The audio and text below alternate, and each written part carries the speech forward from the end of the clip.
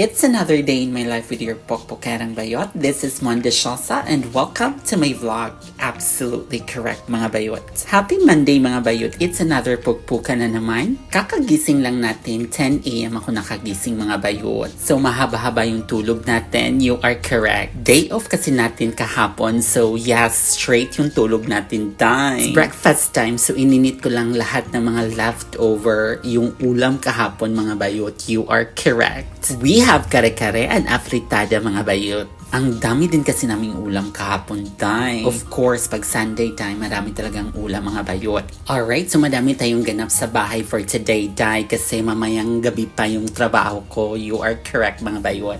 Ang haba kasi ng tulog ko ngayon so hindi na ako magpahinga mamayang hapon. So it means house chores time mga bayot. You are absolutely correct. Saan ka ba bumabangon? Charas, it's coffee time bayot. It's time magtimpla ng coffee natin tayo. Of course, Nescafe Gold tayo dahil. Shalan yung coffee natin. And of course, i-boost na natin dahil ang mainit na tubig. Correct mga bayot. Amoy pa lang ng coffee dahil na-energize na talaga ako dahil. Of course, coffee is life mga bayot. Correct. Twice ako nagko-coffee a day mga bayot. And yes, nainit na natin yung kare-kare natin. So, kukunin na natin mga bayot. And also, the afritada. So usually day ako talaga yung kumakain sa mga tira-tira mga bayot and I so love it day. And medyo lumobo na tayo day kakakain mga bayot and also the bahaw, correct. So it's time to eat na day and also we have the tuyo na dilis mga bayot. Ang sarap, you are correct. Of course nakakagana yung tuyo day, correct.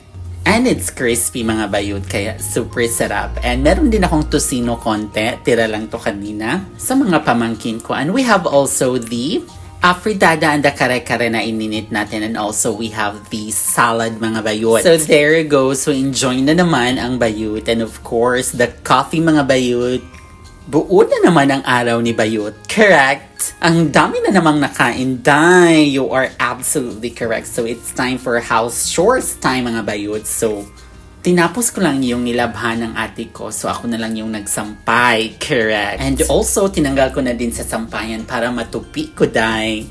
Sinundan ko na din ng mga pantalon after kong nakuha yung mga nalabhan. Next up, it's time to wash the dishes mga bayot. Correct. Ako na din kasi magluto ng ulam namin for today. Tinolang manok mga bayot. Yun yung lulutuin natin. Mas maganda kasi magluto sa kusina dahil pag walang hugasin. And yes, natapos ko na nga yung mga hugasin. So yes, it's hiwa time na naman mga bayot sa manok natin. Correct. So breast yung hiniwa ko. So mabilis lang tong maluto kasi malambot naman pag breast. Correct. Mahilig kasi yung pamangkin ko ng sabaw. Favorite niya. Sabaw time. Hinugasan ko na yung mga ricadas natin mga bayot. The sibuyas, bawang luya, kamatis, and the bell pepper mga bayot. Correct. And mas maganda kasi pag magluto, kumpleto yung ricadas mga bayot. Feel ko talagang magluto pag kumpleto. Correct. Pag wala din kasi akong pasok, ako yung nagluluto dito, die. And masarap din naman ako magluto mga bayot.